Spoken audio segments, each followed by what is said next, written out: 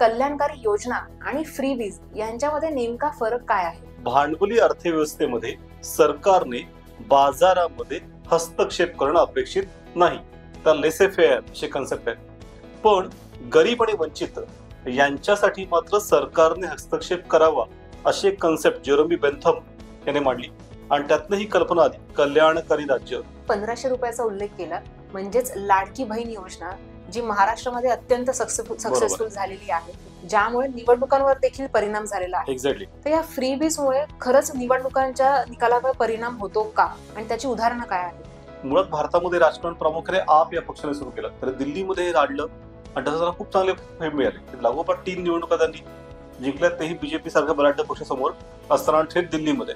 Sir, आता लाडकी बहीण या फक्त एका योजनेसाठी राज्य सरकारचे 46,000 कोटी रुपये गुंतलेले आहेत. बरोबर.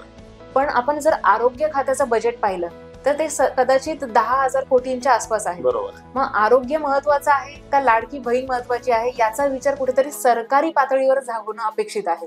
जनतेच्या पातळीवर जसं सुरक्षेचाही मुद्दा आहे, महिलांच्या आरोग्याचा मुद्दा आहे, शिक्षणाचा मुद्दा आहे, सक्षमीकरण हे खूप मोठं प्रकरण आहे आणि त्याला खूप पद्धतशीरित्या काम करत पुढे जावं लागतं. निव्वळ पैसे वाटप करणं की निव्वळ पैसे वाटले तर लोक कदाचित नेटफ्लिक्स आणि अमेझॉन करतील डाउनलोड आणि पिक्चर पाहतील, बाकी काय त्याचं होऊ शकत नाही.